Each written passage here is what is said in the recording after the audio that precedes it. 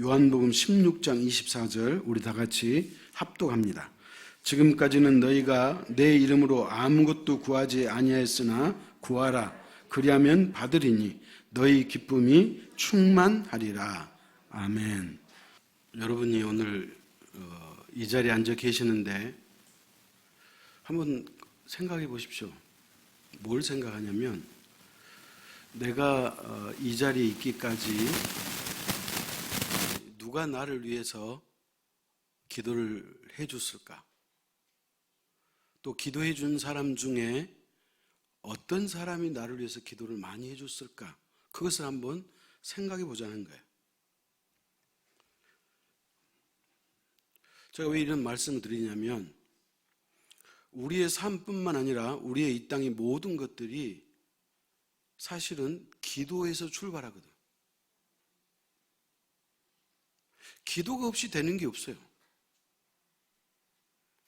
오늘 이 자리에 계신 분들은 저를 포함해서 본인의 어머니의 기도 때문에 내가 그래도 이 정도 신앙생활하고 있구나 라고 생각하실 분도 있을 거예요.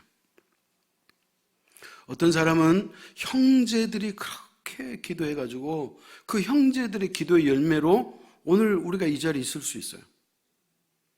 어떤 분은 학교 다니다가 학교 선생님을 통해서 예수를 알게 되고 그래서 그 믿음이 나에게 심겨지고 그래서 일평생 믿음으로 산 그런 분들도 있을 거라는 거예요. 그만큼 기도가 중요하다는 거예요. 모든 것의 출발은 기도에 있음을 믿으시기 바랍니다. 우리 교회가 출발하는 것 역시도 그 첫 출발의 그 점 하나가 그 기도에서 출발했어. 이 땅에 존재하지 않던 교회가 오늘 이 자리에 이렇게 떡하니 서 있는 것도 여러분들의 기도에 힘입어서 이 자리에 서 있다는 거예요. 그렇기 때문에 기도는 하나님의 능력이요, 기도는 역사하는 힘이 있음을 믿으시기 바랍니다. 그렇기 때문에 이렇게 기도가 능력이 있고 힘이 있기 때문에 성경은 우리에게 기도하라고 명령하고 있어요. 구약에서도 명령하고 신약에서도 명령하는 거예요. 여러분, 하시든지 하시지 않든지 알아서 하십시오가 아니에요. 하나님은 하라, 하라, 하라 그렇게 이야기하는 거예요. 하나님이 하라고 하신 명령은 365개고 하나님이 하지 말라고 하신 명령은 248개예요. 그래서 율법이 613가지라 그렇게 나와요. 그러니까 기도는 하라는 거예요. 하나님께서 기도를 하라는 그 이유는 뭘까요? 하나님이 우리의 기도를 받고 그래, 재밌네, 좋았어. 하나님이 그래서 그럴까요? 기도는 저와 여러분을 살리기 때문에 그래요. 우리의 신앙에 소위 말하면 엔진을 달아야 되잖아요. 엔진. 아궁이에 불을 떼려면 그 아궁이의 불이 뭐냐? 그게 바로 기도고 말씀인 것을 믿으시기 바랍니다. 그렇기 때문에 성경은 구약에서는 내게 부르짖으라, 신약에서는 기도하라 그렇게 명령하고 있다는 거예요. 여러분 잘 아는 데살로니가전서 5장 17절에 보면 뭐라 그러죠? 쉬지 말고 기도하라는 거예요. 기도는 계속적으로 하는 거예요. 기도는 늘 하라는 거예요. 교회가 2월 달에 우리의 자녀를 위해서 기도합시다 그러니까 2월 한 달만 기도하는 게 아니에요. 기도는 늘 하는 거예요. 기도는 계속 하는 거예요. 기도는 죽을 때까지 하는 거예요. 여러분, 우리 모두가 다 이 땅에 언젠가는 떠나게 될 터인데 그 떠나는 순간에 하나님 앞에 기도하고 떠난다면 그 얼마나 복된 인생이에요. 진짜 우리가 얼마나 멋져요. 하나님, 제가 세상에 살면서 제 나름대로 그래도 열심히 믿는다고 내가 믿고 열심히 헌신한다고 했지만 내가 되돌아보니 내가 부족했습니다. 그래도 하나님은 나를 어여삐 여기시고 당신 품에 나를 안아주십시오. 그렇게 하고 우리가 이 땅의 삶을 멈춘다면 그거야말로 얼마나 아름답고 복된 삶이겠느냐 그런 말이에요. 구약 성경 사무엘상 12장 23절에 보니까 이렇게 말하고 있어요. 나는 너희를 위하여 기도하기를 쉬는 죄를 여호와 앞에 결단코 범하지 아니하고 선하고 의로운 길을 너희에게 가르칠 것인지 그런 거예요. 하나님 앞에 기도하지 않는 것을 본인은 죄라고 무겁게 받아들이고 그것을 결단코 쉬지 않고 하겠다. 그런 그 신앙의 선배가 기도를 그렇게 중하게 여겼다는 거예요. 그렇다면 도대체 기도는 뭘까요? 오늘 본문은 우리 예수님께서 하신 말씀이거든요.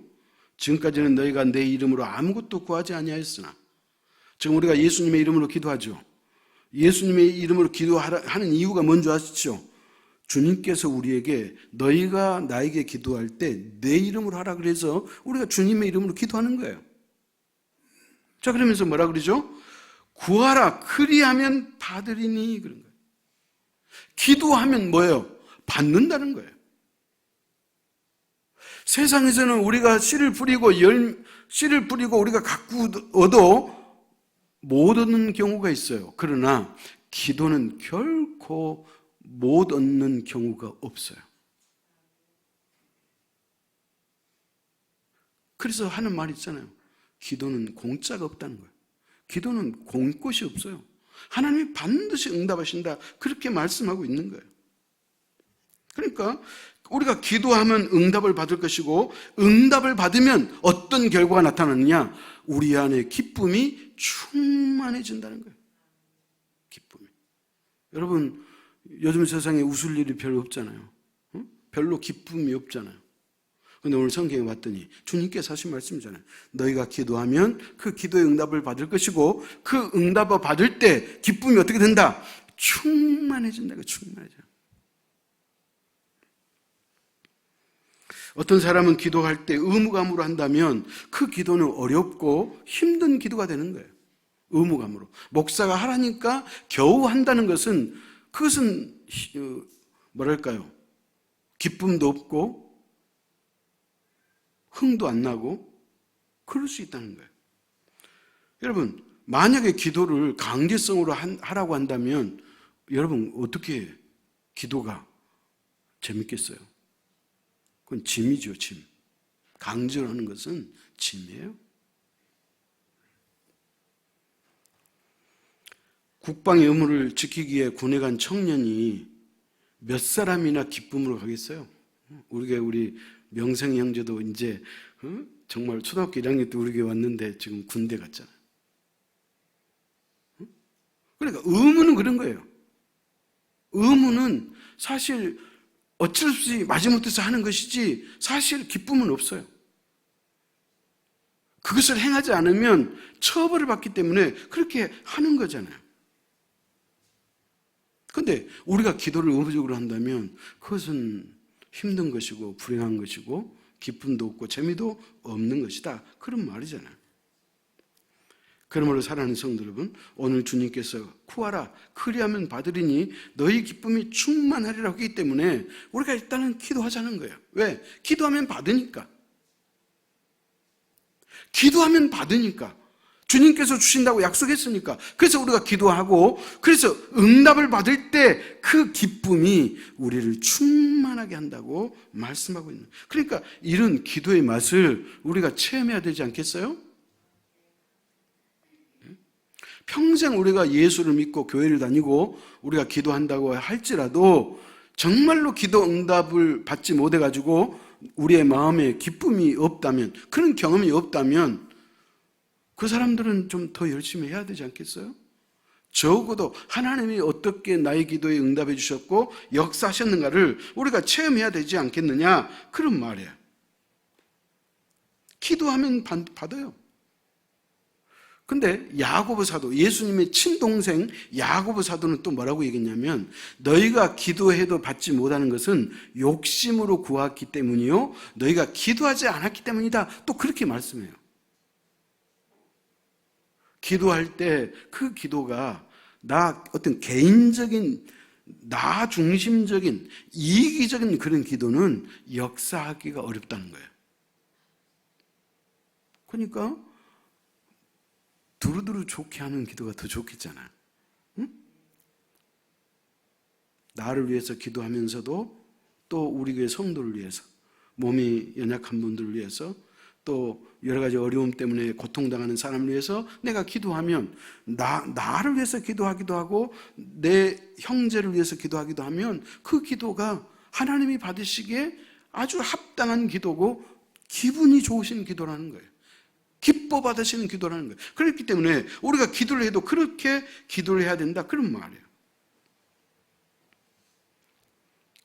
그런데 오늘 본문에 제가 제목을 특권을 누리게 하는 기도, 그렇게 말씀드렸잖아요. 왜 그러냐면 기도는 특권을, 소위 말하면 하나님이 우리에게 주신 특권이라는 거예요. 특권은 뭐예요? 말 그대로 특별한 권리예요. 하나님께서 우리에게 특별한 이벤트를 주신다, 그런 의미예요. 그렇기 때문에 우리에게 기도하라고 그렇게 애를 쓰고 명령하는 거예요. 우리가 구약의 역사, 성경의 역사를 가만히 보면 모든 것은 하나님의 예정대로 돼가요. 하나님의 예정대로 돼간다는 말의 의미는 뭐냐면 하나님의 계획과 하나님의 섭리와 하나님의 그 하시고자 하는 그 경영 의지대로, 하나님의 뜻대로 되어간다는 거예요. 여러분, 빛이 있으라고 했으니 빛이 있었잖아요. 하나님께서 6일 동안 천지를 창조하실 때 하나님이 말씀하시니까 모든 것이 하나님의 의도대로 그대로 됐다 그러잖아요. 그러니까 세상은 하나님의 의도대로 가는 거예요. 저와 여러분도 크게 보면 하나님께서 저와 여러분을 선택하셨잖아요. 아멘? 그렇기 때문에 저와 여러분이 오늘 이 자리에 있는 거예요. 여러분이 내가 예수 믿어야 되겠다, 내가 신에 대해서 좀 알아봐야겠다, 물론 그런 호기심이 있었던 사람도 있어요. 그러나 우리가 엄밀히 보면 하나님의 선택이 있었기에 오늘 저와 여러분이 이 자리에 있음을 믿으시기 바랍니다. 그렇기 때문에 모든 것은 하나님의 의도대로, 하나님의 의지대로, 하나님의 계획대로, 하나님의 섭리대로 흘러간다, 그런 말이에요. 그렇다면 이 땅의 모든, 다시 말하면 하나님의 일하심의 원인, 하나님의 그 어떤 작정하심의 그 원인, 또 기적의 원인은 어디에서 출발하느냐? 기도에서 출발한다는 거예요. 기도에서. 창세기 18장에 보면 여러분, 소돔과 고모라 땅이 멸망하는 장이잖아요. 그렇죠? 하나님께서 소돔과 고모라 성을 봤을 때 그 땅을 하나님이 심판하지 않고는 견딜 수가 없어요. 왜? 너무나 악하니까. 노아 홍수 시대에 세상의 죄악이 관영해가지고 하나님이 견딜 수 없어가지고 홍수로 세상을 심판했잖아요. 그것처럼 소돔과 고모라 땅이 하나님 보시기에 너무나 극악한, 너무나 나쁜 죄악이 관영한 땅이 됐기 때문에 하나님의 심판을 딱 작정하셨어요. 근데 하나님께서 이 계획을, 여러분 성경 읽어보면 아시겠지만 내가 아브라함에게는 숨길 수 없겠다, 그래가지고 하나님이 아브라함에게 다 당신의 계획을 이야기해줘요. 아니, 하나님이시니까 뭐 당신이 이러고저러고 해도 누가 뭐라고 그랬어요? 당신이 주인인데.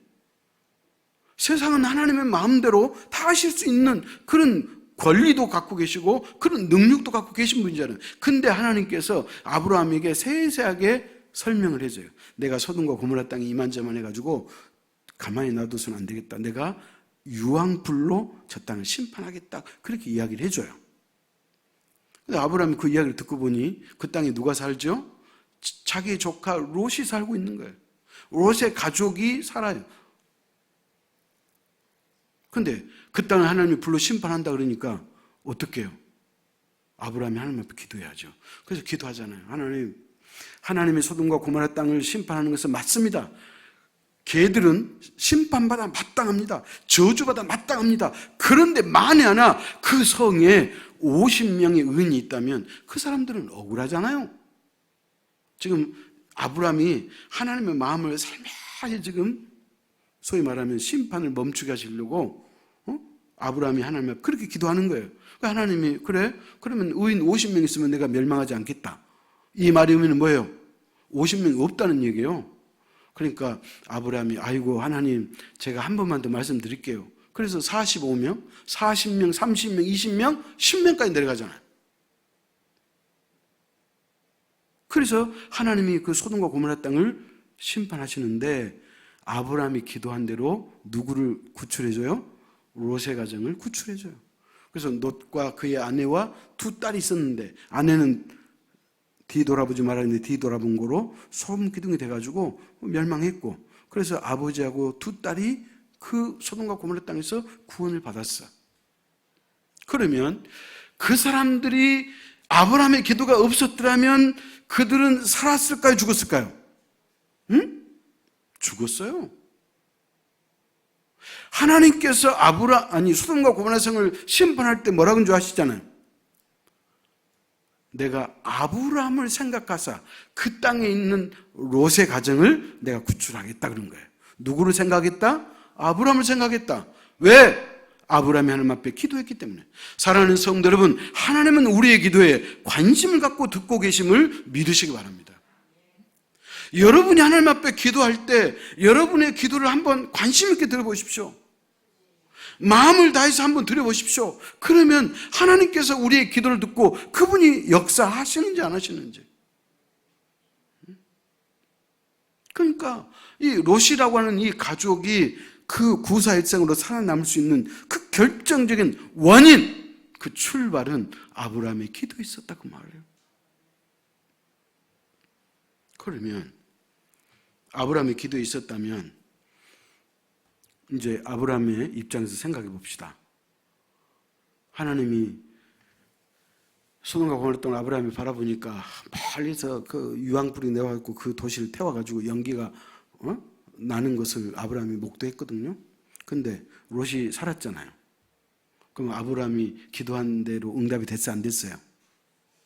응답이 됐잖아요. 세상에 하나님께서 내 기도를 들어주셨다는 거예요. 하나님께 내가 기도했더니 하나님께서 내 기도를 들으셔가지고 그 롯의 가정을 구출해 주셨다는 거예요. 그래서 예수님이 아까 뭐라 그래요? 기도함으로 응답을 받고 응답 받음으로 인해서 너희 속에 기쁨이 충만하리라 그랬잖아요. 사랑하는 제일교회 성도 여러분이요, 저와 여러분이 기도해서 응답 받으면 그 기쁨이 얼마나 큰지 말로 할 수가 없어요.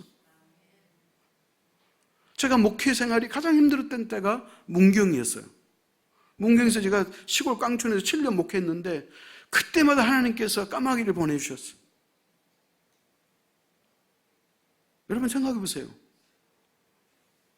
어렵고 힘든데 그때마다 하나님께서 까마귀를 보내셔가지고 그 어려움을 이기고 극복할 수 있도록 하나님께서 돕는 사람을 보냈다 그 말이에요. 그러면 여러분 어렵고 힘들 때 기도하겠어요? 기도하지 않겠어요? 기도하지 않는 사람은 간이 부은 사람들이겠지. 어려워도 기도하지 않으면.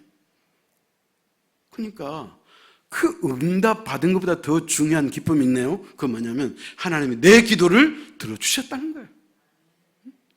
여러분 다른 거 다 차포 떼고 우리 교회가 개척하고 오늘 여기까지 18년 지나오면서 하나님께서 우리 교회에 역사했던 그 기도 응답의 그 제목만 내가 헤아려도 두 손가락으로 헤아릴 수가 없어요.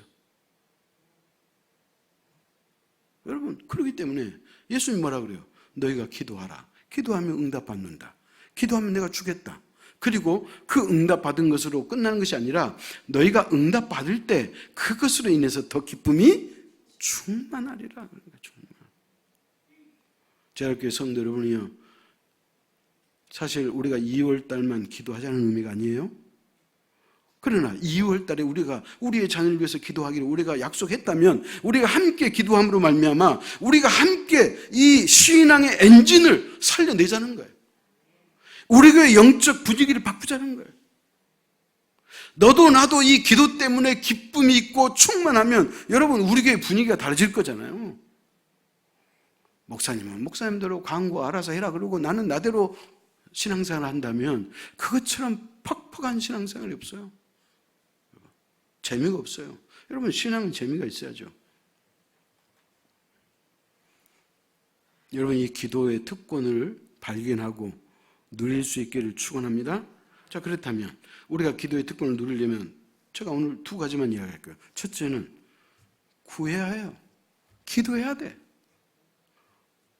여지 없어요. 기도 않고 다른 수로 하나님의 은혜를, 하나님의 능력을, 하나님의 기적을, 하나님의 살아계심을 체험할 수 있느냐? No. 결코 없어요. 제가 10대 후반 때 내가 내 인생을 위해서 기도를 내가 새벽에 가서 내가 6개월 동안 그 기도 제목 한 가지 붙잡고 내가 기도했어요. 여러분, 제가 6개월 동안 내 앞으로의 인생을 위해서 내가 기도할 때 내가 목사가 될 거란 것은 눈꼽만큼도 없었어요. 그런데 6개월 기도했더니 하나님이 어느 순간에 나를 목회길로 이끌어 주시는 거예요. 그래서 내가 하나님 앞에 두 손 들고 서원했잖아요. 그래서 목사가 됐잖아요. 이런 경험이 여러분에도 있기를 축복합니다. 그렇기 때문에 기도해야 되는 거예요. 기도하지 않으면 기도의 특권을 우리가 누릴 수가 없다, 그 말이에요. 사람들이 기도하지 않는 이유가 두 가지가 있대요. 하나는 뭐냐? 바빠서 못한다는 거예요. 바빠서. 물론 한국 사람은 문화 자체가 빨리빨리 문화가 있어가지고 여러분, 외국 사람이 한국에 오면 도저히 따라갈 수가 없다 그래요. 외국 사람은 에스컬레이터를 타면 그냥 가만히 있대요. 근데 한국 사람은 뛰어가. 에스컬레이터를 타면서도 뛰어가는 거예요. 그러니까 한국 사람은 그런 이 빨리빨리 문화가 있기 때문에 우리 한국이 이 70년이라는 짧은 기간에 선진국으로 된 것은 분명해요. 그래서 이런 말 있잖아요. 한국 사람은 아무것도 안 해도 뭐예요?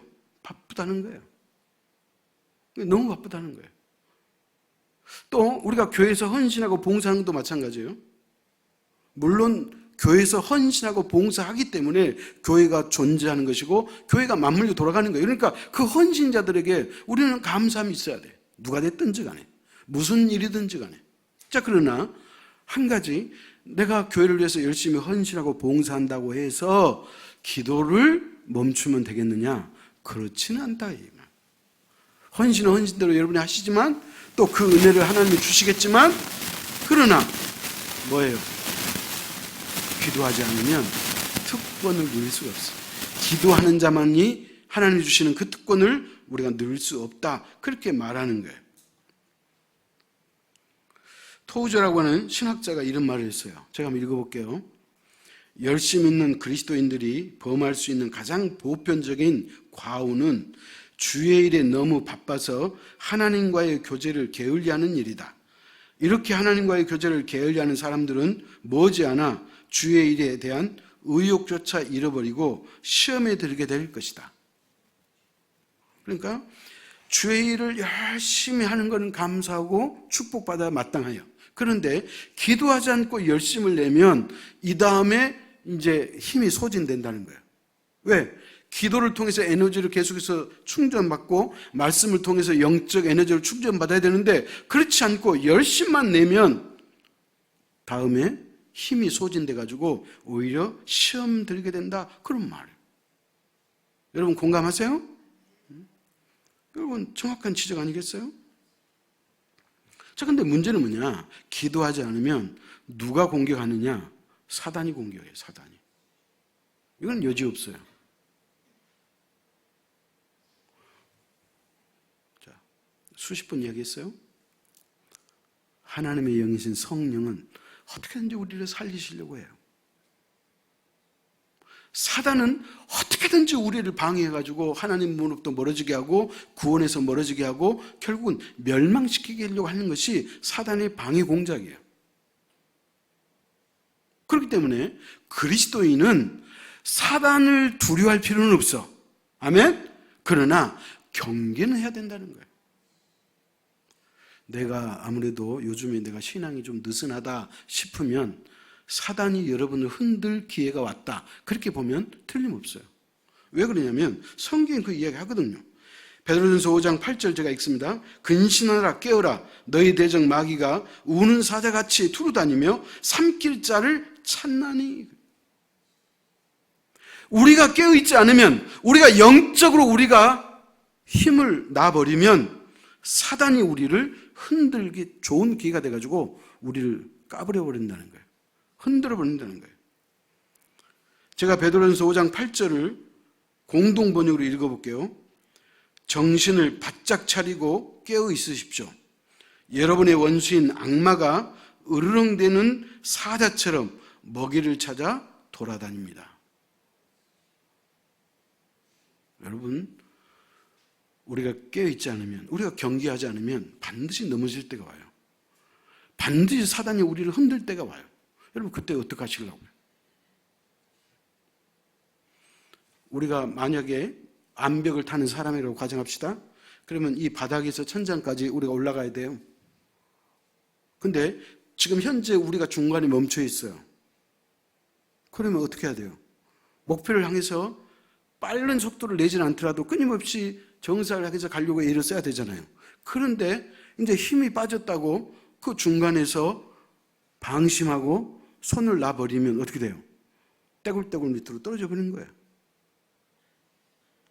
그러면 그 바닥에서 다시 올라가야 돼. 신앙이 그런 거예요. 사단이 우리를 한 번 수렁에 빠뜨려 버리면 그 수렁에서 나오는 것이 너무나 힘들어요. 힘든 것뿐만 아니라 다시 정상 궤도를 찾기가 어렵다 그런 말이에요. 그렇기 때문에 베드로 사도가 이렇게 말한 거예요. 여러분 정신 차리십시오. 여러분이 영적으로 정신 차리지 않으면 으르렁대는 사자처럼 먹잇감이 있나 없나를 찾아보고 여러분을 덥석 물을 것입니다. 그렇게 말하는 거예요. 그래서 사람들이 바쁘다는 핑계로 기도 못한다는 거예요. 두 번째는 뭐냐? 게을러서 못하는 거예요. 게을러서.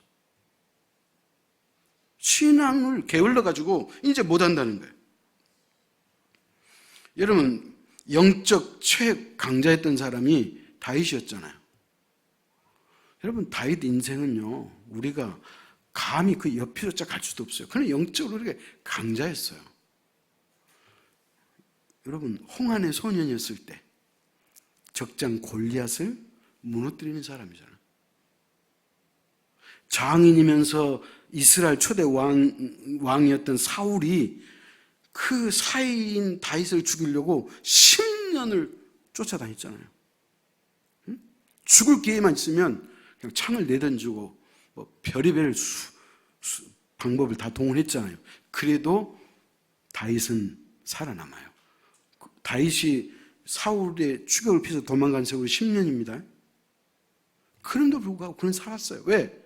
그는 깨어있었기 때문에. 아무리 위험한 그 지경에 빠졌어도 하나님이 함께하는 자이기 때문에 하나님이 반드시 그 수렁에서 그 시험에서 빠져나올 수 있도록 하나님 도와주셨기 때문에 그는 뭐예요? 결국 이스라엘 왕이 되잖아요. 왕이 된 것만 왕이 됐어요. 그는 왕권을 강해졌죠. 그는 영토를 넓혔죠. 그 당시 다윗이 왕이었을 때 그 다윗 그 이스라엘을 넘볼 주변 국가가 있어요, 없어요? 없어요. 그렇게 강자였어요. 근데 어느 날 다윗이 부하의 아내 밧세바를 범해가지고 더더군다나 그 밧세바를 범한 그 범죄를 소위 말하면 숨기려고 그 남편을 최전방으로 보내가지고 죽게 했잖아요. 그러니까 이게 정말 엄청난 죄를 하나님 앞에 저질렀어요. 근데 성경에 보니까 왜 이 영적 강자가 하루아침에 그렇게 쓰러져 버렸느냐? 그렇게 최영적 강자인데도 왜 쓰러졌느냐? 그 이유가, 그 단서가 사무엘 11장 2절에 나와 있어요. 찾아갑시다. 사무엘하 11장 2절이에요.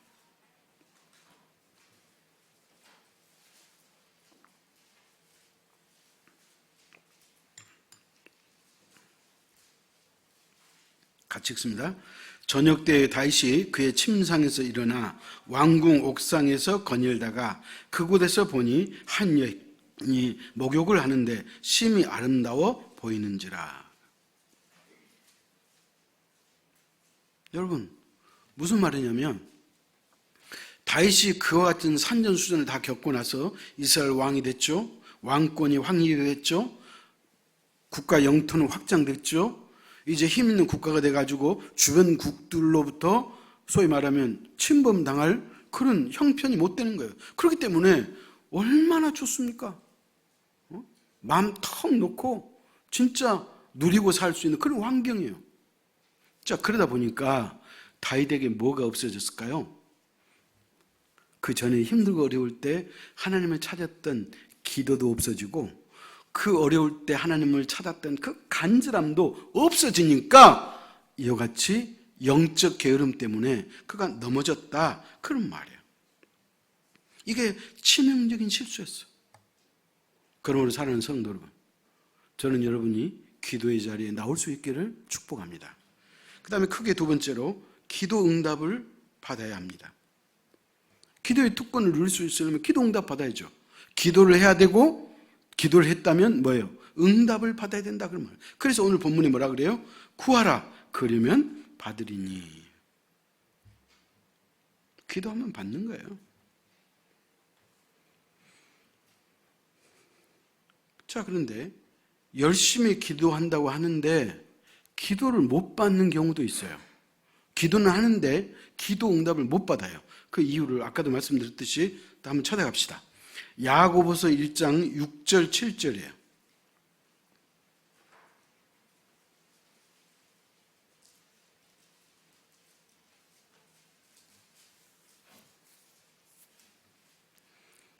야고보서 1장 6절 7절 교독합시다.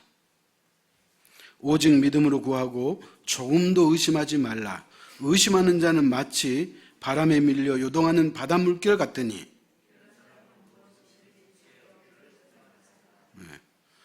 조금도 의심하지 말고 믿음으로 구하라, 그렇게 말하는 거예요. 그러니까 기도하는 것도 중요한데 어떤 기도가 중요하다? 믿음으로 하는 기도가 중요하다. 믿음으로.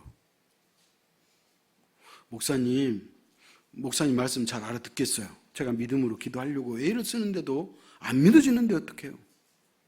그러면 먼저 그 믿음을 북돋아야 해요. 자신의 믿음의 소위 말하는 상태를 끌어올려야 된다, 그 말이에요. 그럼 믿음을 어떻게 끌어올려야 될까요? 말씀, 기도, 찬양이에요. 말씀, 기도, 찬양을 통해서 여러분의 믿음을 끌어올리고 나면 하나님의 말씀이 믿어지는 거예요. 여러분 생각해 보세요. 성경에 보면 과학적으로 맞지 않는 얘기가 얼마나 많은지 몰라. 마치 살화 같은 얘기가 얼마나 많은지 몰라. 그러나 그런 것들이 하나도 우리에게 문제되지 않아요. 왜? 우리에게는 강력한 믿음이 있으니까. 하나님 말씀이 고스란히 믿어진다, 그 말이에요. 어찌됐든 믿음의 기도를 드려야 된다는 거예요. 아멘? 그러면 마지막으로 어떻게 하는 것이 믿음의 기도일까요? 2016년도 다니엘 기도에 나오셨던 강사분이 있었어요. 제가 잊지 않는 분이 있는데 그분은 신일덕 장로님이라는 분인데 이분이 책도 썼어요. 할렐루야 캡틴이라는 그런 책을 쓰신 분인데 제가 이야기하면 2016년도에 기도, 다니엘 기도에 참여한 분들은 그분이구나라고 어렴풋이 생각할 수는 있어요. 이분이 대한항공 기장이에요. 신일덕 장로님이 대한항공 기장인데 1990년 11월 16일 날 신혼부부 61쌍, 일반 승객 31명, 153명을 태우고 사이판을 갔대요. 서울에서. 그래서 사이판을 비행기를 이제 몰고 사이판을 갔는데 그때 막 비도 내리고 번개도 치고 그랬다는 거예요.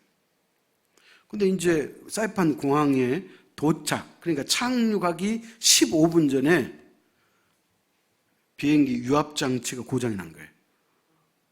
유압장치가 뭐냐면 비행기 랜딩 기어를 내려가지고 바퀴를 빼는 거예요, 바퀴. 바퀴가 몸속에 들어있다가 나오는 거잖아요. 근데 이 유압장치가 고장 난 거예요. 이게 자동으로 안 돼. 이제 자동으로 안 되면 두 번째가 있겠죠. 매뉴얼이 수동으로 하는데 수동이 안 되는 거예요. 안 돌아가요. 아무리 힘을 써도 안 돌아가는 거예요. 그래서 이제 그 사이판 관제탑에다가 교신을 한 거예요. 지금 착륙 직전에 놓여 있는데 이 비행기가 랜딩 기어가 나오지 않는다. 바퀴가 빠지지 않는다. 그러니까 그 사이판에서 원래 이 바퀴가 빠지지 않으면 몸통으로 착륙해야 된다는 것. 작년인가 우리나라 경험했잖아요. 미국의 최고의 비행기 F-35가 바퀴가 안 빠져가지고 군산공항인가 그 거품 활주로에다 버금을 입혀가지고 거기 몸통으로 추락했는데 사람도 괜찮고 비행기도 별로 다치지 않고 착륙해요. 그래서 우리 한국 최고라고 세계가 극찬한 적이 작년에 있었어요. 그러니까 이 여객기도 몸통으로 착륙해야 된다는 거예요. 근데 이 신일묵 장로님이 기도하는 분이잖아요. 그래서 부기장한테 조종관을 맡기고 자기는 기관사하고 손을 잡고 하나만 기도했다는 거예요. 기도를 하는데 기도를 하자마자 낙뢰가 치더니 벼락이 치더니 비행기 불이 다 꺼져버린 거예요. 전기가 나는 거예요. 그러니까 이제 신혼부부가 아수라장이 된 거예요. 근데 이 전기는 15초에 다시 들어왔다 그래요.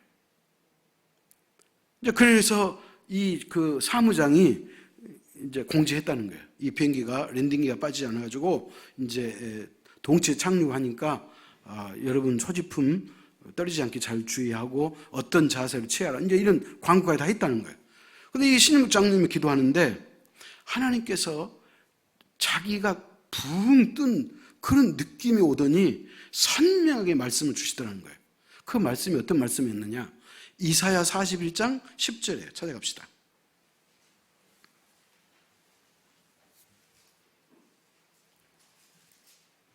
이사야 41장 10절 같이 읽습니다.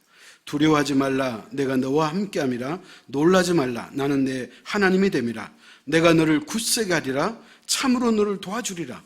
참으로 나의 의로운 오른손으로 너를 붙들리라. 사랑하는 성도 여러분, 여러분이 이 신일묵 장로님 이 기장 입장에 처해 보십시오. 여러분이 하나님 앞에 이 지금 죽느냐 사느냐 문제 놓고 기도하는데 하나님께서 이 말씀을 기억나게 하셨다는 거예요. 그러면 어떻게 받아들여야 돼? 설마 그래야 될까요? 하나님께서 구원해 주실 거라고 하는, 모든 승객을 다 살려주실 거라고 하는 그 확신을 이 기장이 가졌다는 거예요. 그래서 기관사에게, 그 조종실 안에는 기장과 부기장이 있고 기관사가 있다고. 기장과 부기장은 조종관이고 조종관을 뺀 나머지 모든 기계를 점검하고 작동이 돌아가는 그 일을 책임지고 맡은 사람이 기관사예요. 그래서 기관사가 수동으로 랜딩 기어를 내렸는데 돌아가더라는 거예요. 여러분, 그래서 이 비행기가 안전하게 착륙했다는 거예요. 사랑하는 성도 여러분, 그러니까 이 장로님에게는 이 기도의 응답이 여러분 평생 잊을 수 없는 기도 응답이잖아요. 그래가지고 동체로 착륙할 줄 알고 사람이 죽든지 아니면 비행기가 망가지든지 할 건데 정상적으로 착륙하니까 그 153명의 승객들이 하나같이 내리지 않고 기장을 만나보고 싶다고. 그래서 모든 사람이 기장 당신하고 악수하고 내렸다고 하는 그런 일화가 그때도 간증했고 당신이 쓴 책에도 나와 있어요. 여러분, 기도는 그렇게 하는 거예요. 하나님이 나에게 어떤 말씀을 주시고 하나님이 나에게 어떤 감동을 주실 때 그것이 하나님의 사인이구나, 그렇게 받아들이는 거, 그게 기도라는 거예요. 갑자기 생각이 났는데 제가 언젠가도 말씀드렸지만 우리 교회가 상가에 있으면서 이제 이 땅을 사려고 우리 기도했잖아요. 그래서 광고를 했어요. 우리 함께 기도합시다. 이 땅을 우리가 사기 위해서 기도합시다. 그랬어요. 그리고 이제 그날 오전 예배가 마치고 오후 예배를 준비하려고 제가 이제 따로 사택에 제 서재가 있었을 거예요. 따로 거기 있는데 강호 장로님이 신문지 뭉치기 많은 걸 갖고 오셨어. 오후 예배 전에, 찬양 예배 전에. 그래서 아니 무슨 일이냐 그랬더니 그 당신 친구가 익산에 사시는데 두 내가 우리 교회 예배드리러 왔다는 거예요. 그래서 그분들이 헌금을 갖고 왔는데 신문지를 똘똘 싸갖고 왔어요. 그때 헌금이 얼마냐면 500만 원이었어요. 사랑하는 성도 여러분, 제가 광고한 그날 오후 예배 때 하나님께서 우리에게 그렇게 사인을 주신 거예요. 너희가 비전의 땅을 살려고 하는 이 땅 내가 허락하마, 내가 함께하마, 그 사인을 주신 거예요. 그렇기 때문에 나는 그 사인을 받으니까요 걱정이 없어요. 그래서 우리가 9월 1일 날 기도해가지고 11월 달에 이 3억 5천짜리 이 땅을 샀잖아요. 우리 교회 이제 3년 안에 또 건축해야 되잖아요. 그래서 또 교회 건축을 해서 또 우리 기도했네요. 근데 그 친구분들이 또 왔어. 우리 교회 건축한다니까. 그래 이번에는 얼마 했느냐? 그분들이 제 기억으로 1,500만 했어요, 그때. 그러니까 하나님께서 우리 교회 건축을 기뻐하신다. 여러분도 알고 나도 알고 다 아는 사실이지만 우리 교회가 건축할 때, 우리 교회가 비전의 땅을 살 때 우리 교회가 단돈 1,000만이라도 우리가 갖고 있었어요? 없었잖아요. 그럼에도 불구하고 아니 무슨 가안이 그렇게 커서 그런 일을 저지를 수 있겠어요? 이건 믿음 아니면 할 수가 없는 거예요. 사랑하는 성도 여러분, 그렇기 때문에 여러분이 그렇게 기도하기 때문에 하나님께서 그때마다 하나님이 역사하신 거예요. 여러분, 제가 말하고 싶은 얘기가 하도 많아요. 여러분, 기도하면 하나님이 주십니다. 여러분, 기도하면 받을 수 있어요. 그리고 그 응답을 받을 때 하나님께서 기쁨을 충만하게 하신다 그랬어요. 그래서 저와 여러분 모두 기도의 자리로 나올 수 있기를 축복합니다. 기도하겠습니다. 하나님 아버지, 은혜와 사랑을 진심으로 감사합니다. 우리는 내가 자신이 열심히 노력하고 또 스펙도 쌓고 경험도 많고 그러면 모든 것이 잘 될 줄 알지만 그러나 하나님이 도와주지 않으면 우리는 한순간도 살 수 없음을 하나님 앞에 고백합니다. 우리가 이 땅을 살아가는 일에 반드시 필요하기에 하나님께서는 구약에서 선지자를 통해서 신약에서는 주님의 제자들을 통해서 기도하라고 명령하셨음을 하나님 압니다. 주님, 우리가 기도함으로 우리의 신앙의 엔진을 살리게 하시고 그래서 주님의 몸된 교회를 우리가 잘 섬기고 우리 작은 교회일지라도 세계 열방과 미 전도 종족을 위해서 쓰임받는 교회, 쓰임받는 성도, 하나님이 함께하고 하나님의 기적을 베푸시고 하나님의 역사를 목도하고 그래서 기도와 말씀으로 신앙으로 똘똘 뭉친 우리 제일교회가 될 수 있도록 축복하여 주옵소서. 예수님의 이름으로 기도하옵나이다. 아멘.